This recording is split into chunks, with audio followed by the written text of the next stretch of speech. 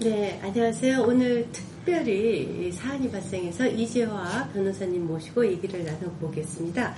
그 청와대에 이명박 대통령이 특별검사제의 검사 임명을 민주당 추천한 검사 임명을 거부를 했어요. 네, 그래서 그것이 좀 논란이 되고 있는데 이것이 이제 법치주의에 대한 중대한 도전이다 이렇게 얘기를 하고 있는데 이제 그 전에 보통 일반 사람들은 법에 대해서 잘 모르니까 이것이 특별법이지 않습니까? 특별검사제가 일단 특별검사제에 대한 설명부터 좀 짧게 해주세요. 왜 이 내곡동 사저를 특별검사제로 하게끔 됐는지. 원래 그 수사는 우리 법에는 검찰이 수사를 하도록 돼 있는데 검찰 수사가 부실하거나 위법이 있거나 국민들을 납득할 수 없는 결과가 나왔을 때 법률로 특별한 법률을 정해서 예외적으로 수사하고 기소하는 사람을 법률에 정하는 것이 특별검사입니다. 특별검사인데 그 특별검사제의 검사를 정하는 거죠. 그렇죠. 특별에서 검사를 정하는데 원래 검찰청의 인사권은 대통령이 갖고 있어요. 그렇죠. 그런데 이 대통령이 갖고 있는 검찰이 수사를 제대로 못했기 때문에 특별법에서는 본질적으로 대통령의 특별검사 임용권을 제한할 수밖에 없는 거예요. 그렇죠.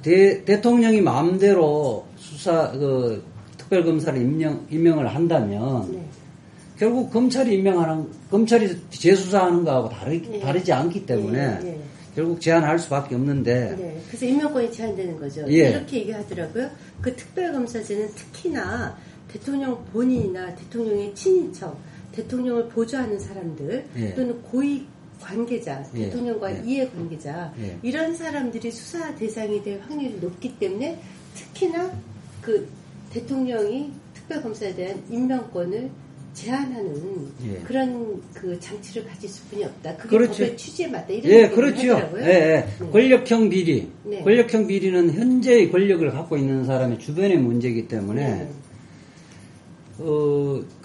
대통령이 특별검사를 입맛대로 골라버리면 결과가 수사할 필요 없죠. 결과가 뻔하니까 그동안 9차례 특검을 실시하면서 대법원장이 추천하도록 한 경우도 있고, 대한변호사협회장이 추천하는 경우도 있었는데, 이번의 경우는 이제 민주당에서 추천토록 했죠. 그렇죠. 이번에 그렇게 민주당이 추천하도록 한 것은 사안의 특수성이 있죠. 내곡동 사저와 관련된 업무상 횡령이나, 그 다음에 그 부동산 실명백조 위반에 실질적으로 대통령의 부인 김윤옥 여사와 대통령의 아들 이시영 씨가 관련되어 있기 때문에 이 부분에서는 특히 대통령의 임명권을 제한을 하지 않으면 목적 달성을 할 수 없다. 누가 대법원장이나 변호사협회장이 추천을 한 사람 중에 뽑으면 결국 종전에 9차례 걸친 특검의 무용로 다시 걸어낼 수밖에 없다는 거죠. 그래서 이번에 특히 이명박 대통령의 가족과 관련된 사안이기 때문에 특히 제대로 해보자는 취지로 여야가 합의를 해서 민주당에서 니네가 그러면 특별검사를 추천을 해라 이렇게 얘기가 된 거죠. 그렇게 합의가 됐던 거죠. 합의가 됐었던 거죠. 합의가 돼서 국회에서 본회의에서 통과되고 이명박 대통령이 서명 공포를 했죠. 그래서 법률은 효력이 발생한 겁니다. 그래서 그게 언제까지 법률적으로 시효가 되죠? 이거는 11월 말까지 하여튼 수사를 하도록 돼 있고요. 11월 말까지요. 그래서 민주당이 특별법에 보면, 특검법에 보면 민주당이 2명의 특검 후보를 추천하면 대통령은 3일 이내에 이 중에 1명을 반드시 임명하도록 법률에 명시되어 있습니다. 그런데 이제 지금 두 분이 임명이 됐단 말이에요. 추천이 됐죠. 두 분이. 그런데 이제 두 분을 지금 대통령이 자기가 지금 대통령 가족이 지금 조사를 받아야 되는 입장이잖아요. 네. 근데 조사를 받아야 되는 사람이 저 사람이 지금 내 입맛에 안 맞다라고 거부를 하는 거지 않습니까? 그렇죠. 그래서 이 부분을 이제 법조인들은 사실상의 피의자. 네. 그러니까 조사 대상은 이명박 대통령으로 봐야 된다. 이명박 대통령은 불소추 특권이 있기 때문에 사실은 아들이나 그 부인이 이제 피의자에서 수사 대상이 되지만 실질적으로 보면 이명박 대통령이 피의자다. 네, 그렇지만 현직 대통령이니까 재임 기간 중에는 소추가 안 되는 거죠. 조사를 못 하니까. 부인과 아들이 지금 그렇기 때문에 결국 피의자가 검사를 고르겠다는 이야기밖에 안 되는 것이다. 특히 지금 김형태, 이광범 두 분이 추천이 됐어요. 그런데 이제 이분이 이제 진보적인 사람이라고 이제 예단을 해서 싫다고 하는 거 아닙니까? 그런데 제가 이제 법조계를 좀 취재를 해보니까 그 두 분에 대해서 예컨대 이제 김형태 그 검사 같은 변호사님 같은 경우는 이제 수지침 사건이라든가 용산 참사 그 MBC PD수첩 같은 것을 사건을 수임을 했었고 오랜 기간 동안 인권 변호사를 했지만 정당 활동을 전혀 하지 않았다. 그래서 두 분은 다 정당 활동을 안 했습니다. 네, 그거 정치인도 아니고 정치적 관심도 없고 굉장히 합리적인 판결을 내리는 분이지 그러니까 진보적인 수사를 아니다. 아니, 합리적으로 수사를 하는 분이지 진보적인 인사가 아니다. 이런 법조계 그렇게 뭐 이른바 뭐 이야기하는 좌파나 그다음에 뭐 민주화 운동을 해서 감옥 살고 이런 분이 아니고 오히려 일반인들이 좀 꺼려하는 그 사건, 그 다음에 굉장히 어려운 사건들을 맡아서 무죄 변론도 하고, 특히 인혁당 사건 같은 경우도 인혁당 사건에 재심을 맡아서 무죄를 이끌으신 분이죠. 그래서 인혁당 사건에나 용산 참사와 관련된 사건, 그 다음에 이런 사건에는 뭐 그것이 진보적으로 보느냐 보수적으로 보느냐 사실관계가 달라지는 게 아닙니다. 그렇죠. 사건 있는 그대로 보고 그대로 변호를 하는 오히려 이제 이런 분들은 자기 소신이 있는 그 변호사 활동을 했기 때문에 오히려 특검은 가장 중요한 것이 소신입니다. 권력으로부터 외압이나 압력에 굴하지 않고 사실관계를 파헤칠 사람이 필요한 것인데 특히 김영태 변호사님 같은 경우는 특검을 했었던 경우도 있죠. 특검보를 했었고요. 그래서 이게 뭐 검사 출신 변호사 중에 찾기는 굉장히 어려운 게 이게 결국 검찰의 수사의 문제점을 성과를 올리려면 문제점을 지적하는 거 아닙니까? 부실 수사를 드러내는 것인데 검사 출신들은 결국 친정집을 엿보이게 하는 결과이기 때문에 굉장히 그 자체에 적격성이 없는 거죠. 그렇기 때문에 저는 김영태 변호사나 이광범 변호사는 고등법원 부장판사 출신인데 2년 전까지 하셨다고요. 그리고 이분도 특별하게 정당 활동을 한 적이 없고 그다음에 뭐 사상적으로 전혀 문제가 없는 사람이고 어쨌든 사상적으로 전혀 문제가 없다는 것은 대한민국에서 고등법원 부장판사였으니까 그러니까 차관급이죠.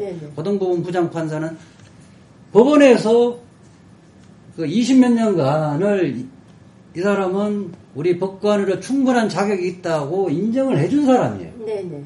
그런 사람이고 김영태 변호사는 지금 한 30년 가량 누구도 못한 그리 어려운 사건, 그 다음에 밝혀야 될 사건들을 밝혔던 변호사예요. 그러니까 누구보다도 이 특검 후보로서는 적합하다고 보는데 청와대나 새누리당에서 반대하는 이유는 결국은 뭐 협의를 하지 않았느냐 이런 것은 말하자면 명분에 불과한 거고 실질적으로는 이 두 사람이 결국은 이명박 대통령 측근들 아들 문제에 대해서 기소할 가능성을 우려하는 거 아닌가 이렇게 저는 생각합니다. 근데 이제 법조계에서는 이런 얘기도 하더라고요. 특히 이제 그 이광범 변호사 같은 경우는 그 형님이 이상문 대법관이지 않습니까? 그분 이제 광노현 그 전 교육감에 대해서 유죄 판결도 내리신 분이고 또 고위공직도 하셨고 그런데 이제 그런 거 여부를 떠나서 그간에 그 사건을 처리했었던 그 경험들을 쭉 반추해 보면 굉장히 합리적인 그 법조인으로서의 활동을 하셨던 분이었고 전혀 진보적인 인사라고 볼 수가 없고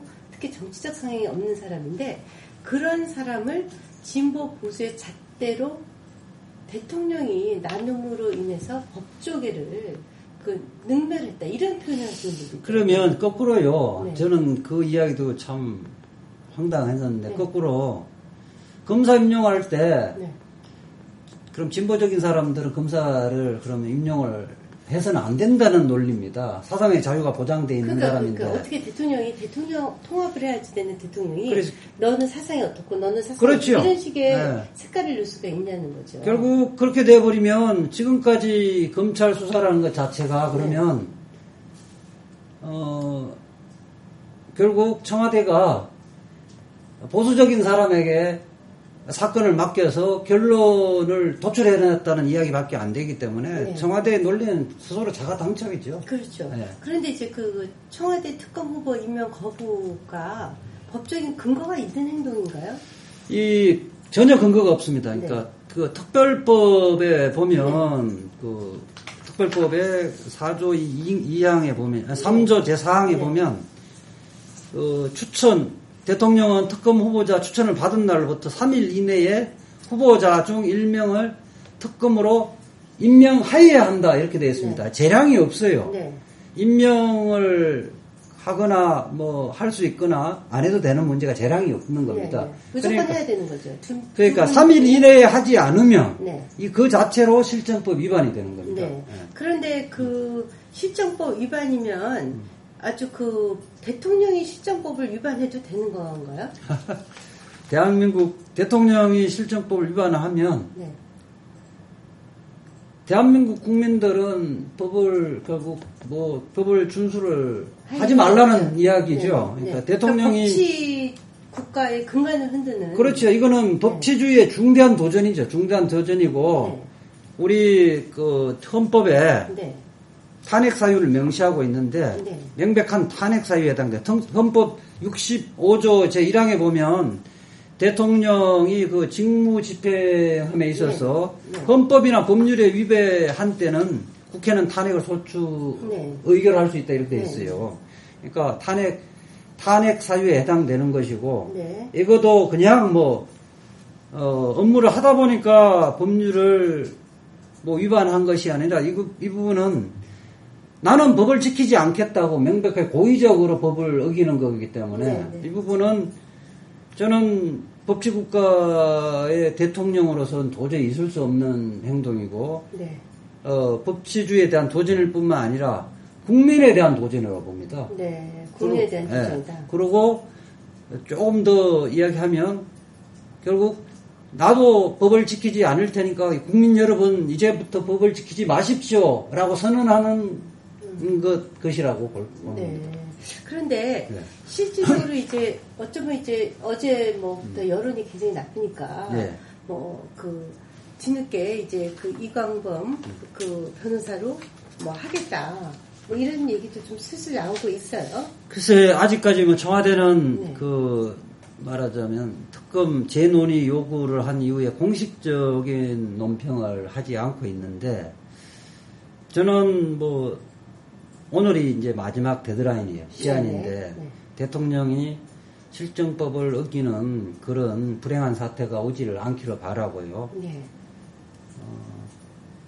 오늘까지 임명을 하더라도 결국은 스스로가 법률에 근거가 없이 국회를 무시하고 재논의를 요구하는 것 자체가 이게 결국 헌법재판소의 헌법소원을 의원 심판 청구나 헌법소원을 하기 위한 명분을 쌓기 위한 것이 아닌가 하는 생각을 네. 그 생각을 하는데 네. 그런데 논리적으로 정당성이 없어요. 근데 이제 이런 얘기를 하더라고. 법조계에서는 실제로 대통령이 이걸 지키지 않아도 그러면 제재 수단이 있어야 되는데 우리나라 법이 이렇게 찾아보니까 제재할 수 있는 방법이 민주당 쪽에서 할 수 있는 게 두 가지가 있다는 거예요. 하나는 그 헌법재판소에 대통령에 대한 권한쟁의 심판을 청구하거나 또는 민주당이 그 의석수가 3분의 1을 넘으니까 대통령을 탄핵 발의를 하는 거 두 개뿐이 없는데 둘 다 실효성이 없다는 거예요. 권한쟁의는 사실상 힘들 것 같고요. 네, 탄핵은 우리가 이제 노무현 대통령 탄핵 소추 의결이 역풍이 불었잖아요. 그렇죠. 그래서 저는 이게 좀 이렇게 말도 안 되는 청와대에서 결정을 한 거에 대해서 오히려 대통령 선거를 위해서 오히려 탄핵 소추를 야당에서 하도록 유도하는 것이 아닌가 이런 생각도 들었어요. 그때 역풍이 일어나서 그때 당시 한나라당이 그렇죠.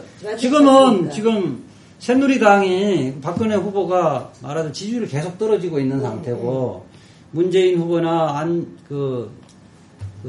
후보에 비해서 지금 10% 이상이 계속 떨어지고 있고. 떨어지죠. 양자 대결에서. 추석 이후로 계속 떨어지고 있는데 이래서 돌출적인 사건을 만들려는 것이 아닌가 하는 물론 근거가 없는데 그렇지 않으면 도저히 이게 설명이 안 돼요. 근데 이제 이런 얘기를 하는 거예요. 그러니까 이제 탄핵 열풍을 우리가 노무현 때 보지 않았었습니까? 그때 이제 한나라당의 최변열 대표가 그것 때문에 정계 사실상 은퇴했죠. 그렇죠. 그래서 이명박 대통령이 결국은 민주당도 역풍이 일어날 것이 두려워서 대선 전국에서 탄핵 발의를 못할 것이다. 그러니까 특별한 제재 수단이 없으니까 이 상태에서 그냥 특별검사법은 받고 지금 추천한 사람들에 대한 임명은 하지 않음으로써 아주 특별검사법을 피해 나가기 위한 꼼수를 피운 거였다. 이런 얘기도 해요. 그래서 거라고 생각하고. 저는 결국 그렇게 봅니다. 그러니까 그렇게 되시면 새누리당은 대통령 선거는 포기하는 결과가 될 거예요. 근데 그것을 제가 그 얘기했어요. 아니, 지금 이제 새누리당에서 막 이거 갖고 또 민주당이 잘못했다고 자기네랑 협의하지 않았다고 막 난리를 치지 않습니까? 근데 협의와 합의는 다른 거잖아요. 협의하는 것은 의견을 조율해보는 건데, 그걸 합의라고 주장을 하고 이러는데. 그 부분에 대해서 제가 몇 가지 이야기를 또 우선 법이란 그 자체가 법을 만드는 과정을 갖고 논하는 것이 아니고 법률 규정의 해석을 문제인데 법률 규정에는 여야의 협의를 거쳐서 추천한다는 말이 전혀 없고요. 법률 규정이 법률 규정에는 민주당이 2명을 추천하면 대통령은 3일 이내에 임명해야 한다 이렇게만 되어 있습니다. 그리고 이제 새누리당에서 꼬투리 잡고 있는 것은 그게 만들 때 협의하도록 하고 그렇게 법 규정을 만든 것이 아니냐 이렇게 이야기를 하는데 그런데 그거는 법률을 만드는 과정에 불과한 것이고 법률 해석은 그렇게 할 수는 없는 거고요. 가서 양보하더라도 그것이 법률을 만들 때 그런 이야기가 구두로 있었다 하더라도 협의라는 것은 합의하고가 달라요. 합의라는 것은 의견의 일치를 봐야 되는 거고요. 의견의 일치를 보지 않으면 하자가 있는 것입니다. 그런데 협의라는 것은 의견을 그런 의견을 교환만 하면 되는 거예요. 거기서 의견 일치가 되지 않았다고 해갖고 그런 절차를 거치지 않은 게 아니라는 거죠. 그렇죠. 협의와 합의는 다른 거죠. 그렇죠. 합의는 반드시 의견을 일치해야 되는 거고 협의는 의견을 일치할 필요는 없는 거죠. 그렇죠. 그렇기 때문에 새누리당과 청와대에서 이야기하는 것은 우선 법률 조항에 협의가 들어가 있는 것이 아니고 그 부분은 법률 해석과는 무관한 것이고 가사 하더라도 협의 절차는 민주당이 다 거쳤기 때문에 단지 지금 문제 삼는 것은 새누리당의 의견을 민주당이 다 수렴해서 반영을 안 했다는 건데 그 부분은 협의라는 말을 마치 합의처럼 우기고 있는 거에 불과한 거라는 거죠. 그러니까 둘 다 정당성이 없다 이렇게 말씀드릴 수 있고. 그러면은 실질적으로 지금 민주당이 지금 무슨 아까 말씀드렸듯이 헌법재판소에 권한쟁의 심판을 할 수도 없고 그렇다고 탄핵 역풍이 불 수도 있으니까 탄핵을 발휘할 수도 없는 상황에서 민주당으로서는 사실 이명박 대통령에 대한 뾰족한 수단이 저는 있다고 보는 거예요. 있어요? 있나요? 지금부터 만약에 오늘 12시까지 하지 않으면 네, 오늘 12시까지 해야 되나요? 네. 하지 않으면 결국 대통령이 법률 실정법을 위반하고 할 때까지 실정법 위반 상태가 계속될 겁니다. 네. 우리 국민들과 함께 대통령을 인정하지 않는 거예요.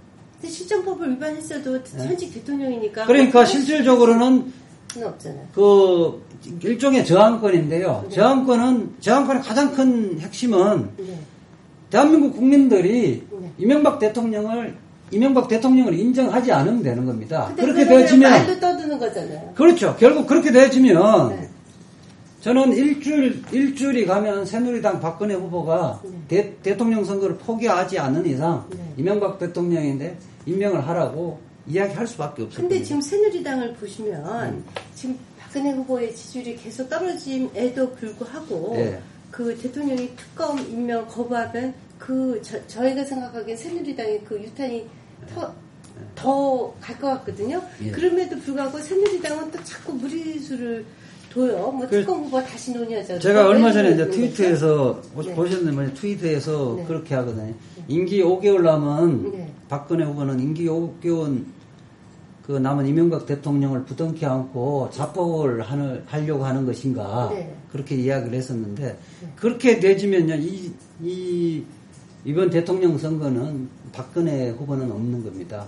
저는 이 상태가 일주일만 가면요 박근혜 후보는 20% 지지율이 20% 이하로 떨어집니다. 근데 새누리당의 후보들은 지금 대선이 이제 70몇인가 뿐이 안 남았는데 이런 상황에서 이명박 대통령을 그렇게 보호해야 될 이유가 없음에도 불구하고 새누리당이 결국은 법률에도 맞지 않는 억지 주장을 계속을 하고 이명박 대통령이 특검을 임명을 하지 않는 상태를 방치하거나 동조를 한다면 결국은 박근혜 후보는 20% 선으로 지지율이 떨어질 거고 결국 그렇게 되면 지난번처럼 인혁당 2개 판결과 같은 효과가 나타날 것이다. 근데 또 어떤 분은 이런 얘기를 해요.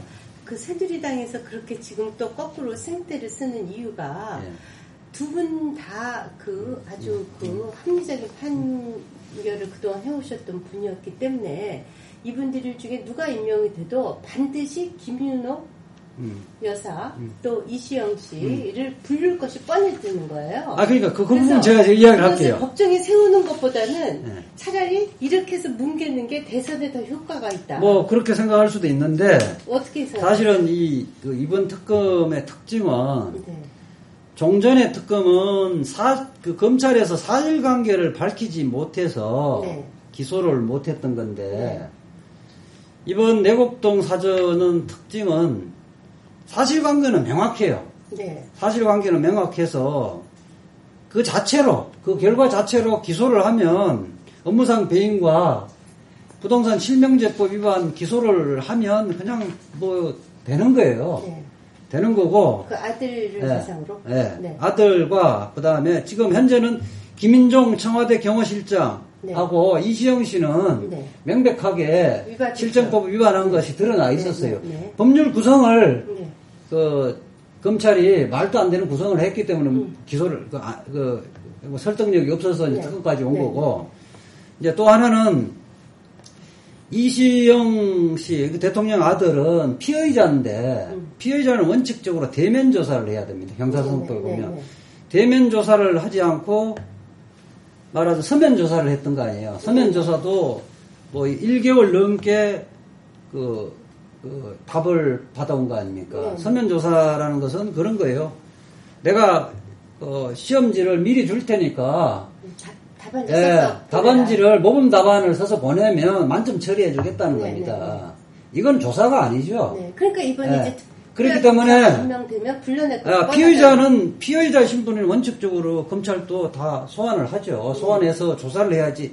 조사라는 것은 속기사가 아니에요. 그러니까 말하는 대로 적는 속기사가 아니라 검사라는 것은 자기가 의심이 있거나 이런 부분을 추궁을 해서 그거를 추궁을 해서 진술을 받아내는 건데 이걸 뭐 대통령 아들이 불체포 특권이 있는 것도 아니고 불소추 특권이 있는 것도 아니니까 당연히 그렇게 해야죠. 그러니까 이제 새누리당에서 지금 어거지를 쓰는 이유가 차라리 이렇게 뭉개는 게 김윤옥 또는 이시영 씨가 그 법정에 불려 나오는 것보다 대선에서 악영향이 적다. 그 계산을 했다는 거예요. 아, 그러니까 뭐 그 계산을 할 수도 있는데 그 부분은 그렇게 계산하는 사람은 대통령 후보로 나서면 안 되죠. 그리고 공당에서 그런 곰수를 부리면 안 되고 정정당당하게 조사를 하고 자기들 할 이야기 있으면 해야죠. 그럼 내곡동 사저 사건 좀 간단히 얘기를 해주세요. 예. 일단 그 사건이 도대체 어떻게 해서 진행돼야 되고 또 누구가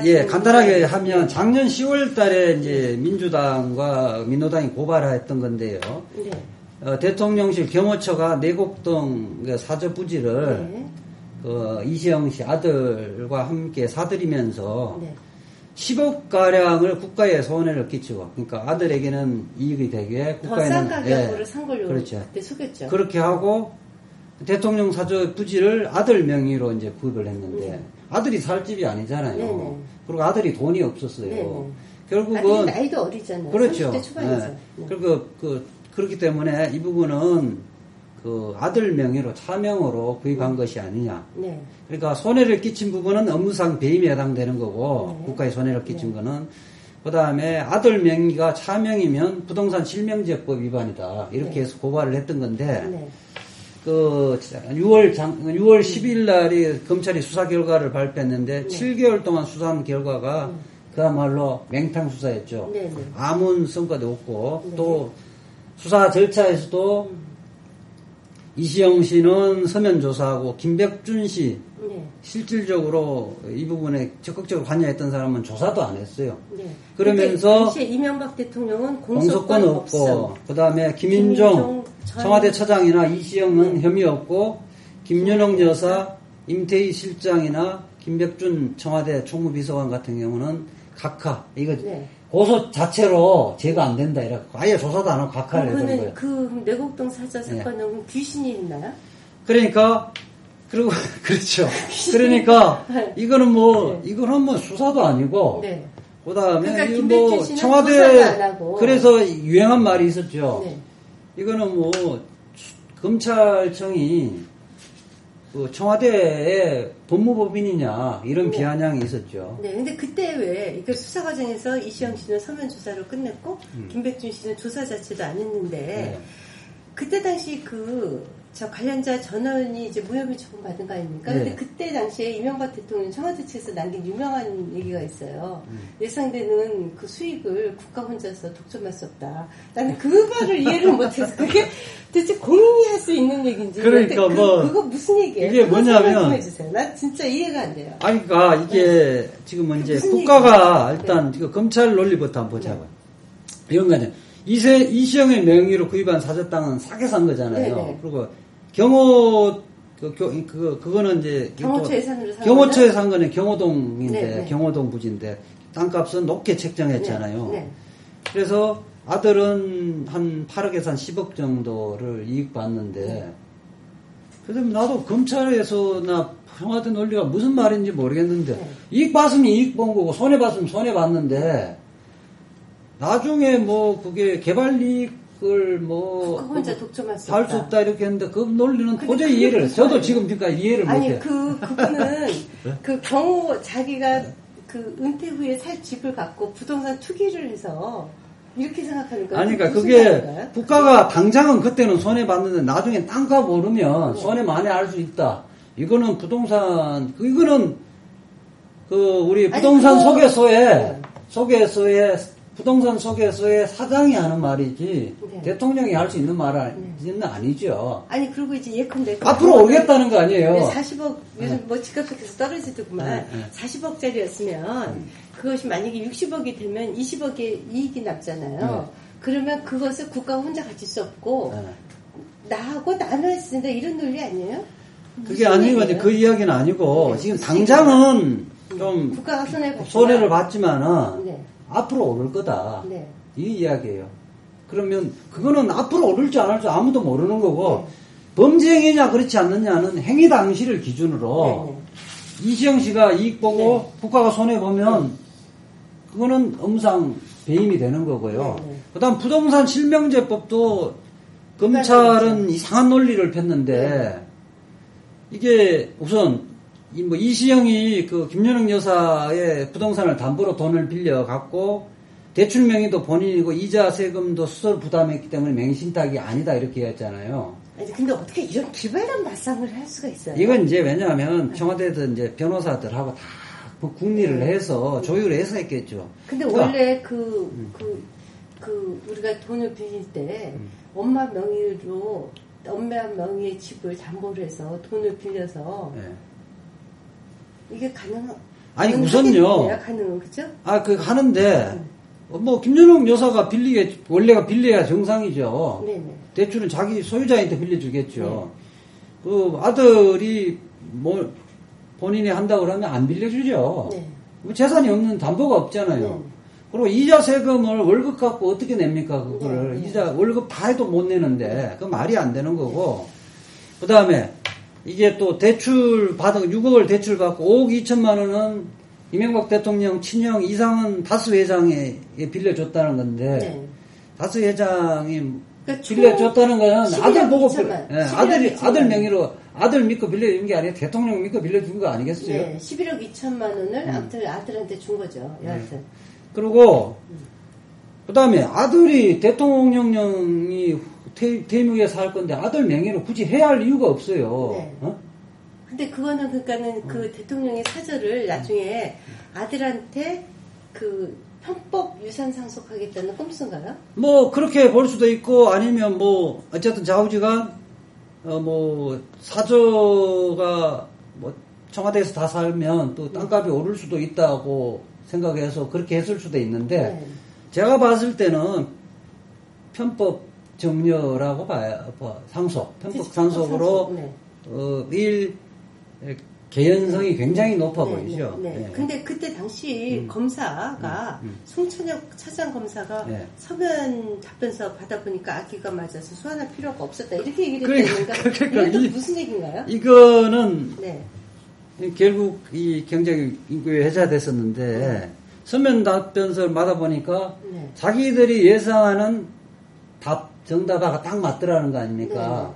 결국은 이 각본대로 수사를 하고 각본대로 답이 왔다는 이야기여서 송찬엽 차장 검사가 무슨 의미로 이야기했는지 이거는 결국 짜고 고스톱 쳤다는 이야기를 자백하는 거죠. 그때 그 김은정 경호실장이 자금 조달과 관련해서 김백준 총무수석이 달았었다 이렇게 얘기를 했는데 김백준은 소환도 하지 않고 가까이 버렸는데 또 요는 재밌는 게 그 김백준 씨가 뭐 그 월간지하고 인터뷰도 했더라고. 이거 이명박이가 한 거다 이렇게. 그러니까 이게 그 문제는 이제 사실은 김백준 총무비서관 뭐 시청자도 알겠지만은 BBK 사건 아시잖아요. BBK 회사에 실질적으로 그 김백준 씨가 다 회계 책임자였죠. 살림살이를 다 했던 거고 그래서 청와대 데리고 갔었어요. 그러니까 이 자금 조달 부분은 김백준이 다 했던 거고 아마 총체적인 기획을 다 했을 거예요. 아니 그렇게 행위에 가장 핵심적으로 관여한 사람이 어떻게 안 부릅니까? 안 부르고 수사를 했다고 이야기하는 거예요. 그런데 검찰은 한 번도 안 부르었지만은 각하를 낸 거예요. 각하는 고발장 자체로 죄가 안 된다고 판단한 건데 있을 수가 없는 거죠. 그런데 저는 기본적으로 이 내곡동 사저 사건 말이에요. 이거는 일국의 대통령이 할 수 있는 일인지에 대해서 정말 상상을 초월하는 행위인 것 같아요. 그러니까 부동산 업자들이나 할 수 있는 거죠. 그럼 어떻게 일국의 대통령이 이런 식의 국가 예산을 넣고 그래서 이 부분은 어쨌든 바로 특검을 해야 된다고 했고 그런 너무나 어처구니 없는 수사 결과이기 때문에 새누리당도 어쩔 수 없이 응했던 겁니다. 그리고 그것을 제대로 하기 위해서 민주당 쪽에 추천을 해봐라 이렇게 그렇게 했죠. 지금의 사태 이런 거죠. 그런데 이제 특검이 만약에 오늘 12시까지 임명을 안 한다. 그러면 어떻게 되는 거죠? 아까처럼 그냥 저항하는 분이 없나요? 그렇게 하고 대통령은 범법자가 되는 겁니다. 실정법 위반이 되는 거고. 그런데 지금 재임 기간 중에는 어쩔 수 없으니까. 어쩔 수 없는 거고. 그럼 이제 그때부터는 우리 이명박 자정을 넘기면 대한민국 국민들은 이명박 대통령이 아니라 이명박 씨라고 해야 되겠죠. 근데 이명박 씨라고 하는 거는 그냥 이명박 씨라고. 그래서 우리가 죄를 지면은 제재를 어쨌든 그래서 지금 현재에 이런 경우가 대통령이 명시적으로 실정법을 위반한 경우라는 상상을 할 수가 없죠. 선서를 하니까요. 네. 대통령 되면서 헌법과 법률을 준수하고 그다음에 국정 질서를 말하자면 네. 국정 수행을 하면서 법률과 헌법을 준수하겠다고 선서를 하는 대통령이 이렇게 실정법을 위반하겠다고 누가 예상을 합니까? 그래서 특별법에는 그런 거 따르지 않을 때 제재 조항을 마련을 해놓지 않았던 겁니다. 네. 앞으로는 그러니까 이제 그런 행위를 하는 사람이 있을 거라고 상상을 못하죠. 아예 만들질 않았다. 제재. 그럼요. 네. 앞으로는 특검법 만들면서는 따르지 않은 제재 조항을 만들어야 되겠어요. 이명박 대통령 같은 분이 있을 수도 있으니까. 물론 없겠죠. 없겠죠. 네.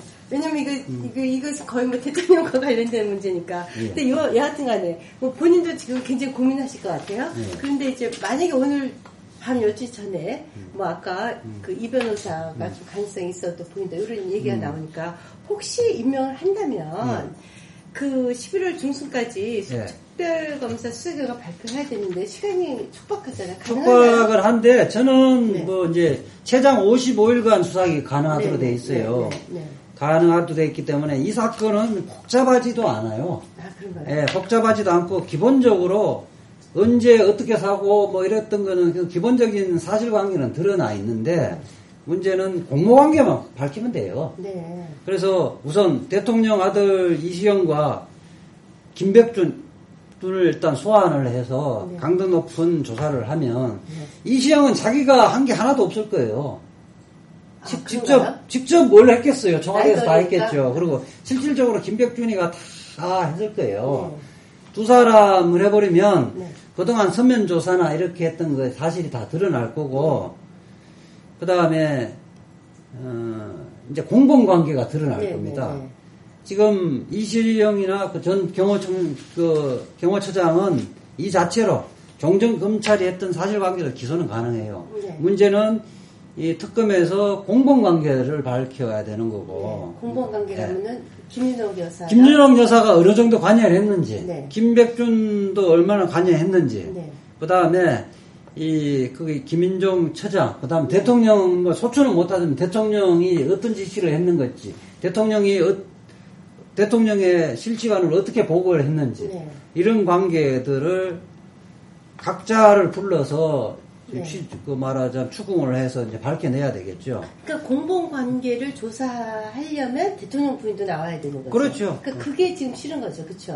그렇게 하고 그 다음에 이제 여기에서 총 mü지대액 54억을 책정은 어떻게 하고 자금 계획을 어떻게 수립을 했고 그 다음에 누가 부지 매입 비용 배분을 주도했는지 이런 것들을 다 조사를 해야 되겠죠. 그 이상은 씨도 그렇죠, 조사를. 그냥 그거 빌려달라고 얘기한 사람이 있을 거 아니에요. 그렇게 하고, 그렇죠. 이상현 씨도 그러고, 은행에 담보대출 받은, 은행에 담보대출 최초에, 그 부분은요, 전화 기록이 다 나와 있거든요. 그렇군요. 통화 기록이 다 나와 있기 때문에. 왜냐면 보통 사람들, 저희 같은 사람들은 엄마가 그런 게 혹시 있더라도 그렇게 해서 돈 안 빌려줄 것 같아요. 그러고, 그 다음에 실무자들, 은행의 실무자들요, 은행장이나 그렇게 하면 우리가 실무자들을 보면 사실관계가 다 드러나게 돼 있어요. 그러니까는 일단 임명만 되면 11월 중순까지 특별검사 그 수사 결과 발표가 가능하다. 그렇죠. 이렇게 시간은 충분하다. 그렇죠. 그러니까 오늘 밤에 임명을 해라. 그래서 이 얘기시군요. 그렇게 하고 이게 이 부분은 제가 왜 종전 검찰이 밝힌 것 갖고 기소가 가능하다고 했느냐 하면 일반인들 그러니까 보수 진보를 떠나서 기본적으로 업무상 배임이 뭔지 부동산 실명제법이 뭔지를 알면 일반 법조인이면 다 100% 기소를 합니다. 그리고 너무 쉬운 사건이. 예, 그렇게 하고 법원에서 특별한 뭐 사정이 아니나 이거는 유죄가 나와요. 네. 그래서 문제는 국민들은 이거를 그 어린 아들이 혼자서 했다고 보지는 않고 네. 이명박 대통령과 청와대 핵심 측근에서 다른 목적으로 갖고 사저를 네. 구입을 했기 때문에 그 진실을 알고 싶어 하는 거 아니겠습니까? 네. 그 진실은 검찰에서 뭐 소환도 안 하고 밝히지 않았던 거는 철저하게 밝혀서 공범이 있다면 공범을 같이 기소를 하고 역사적 판단을 받아야 되는 것이 아닌가.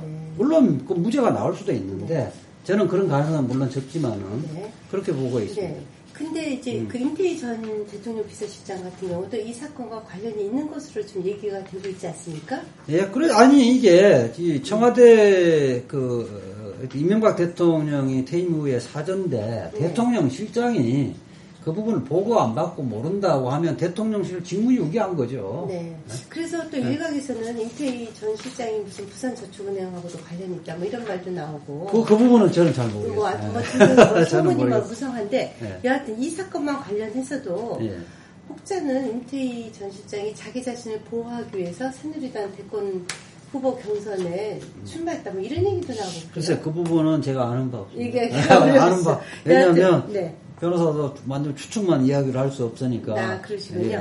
그러면 여하튼 이제 오늘 임명을 하시면 이제 11월 중순까지 해서 특검이 발표가 되고 여하튼 뭐 누구인지 유죄가 있는지 없는지를 밝혀내겠죠.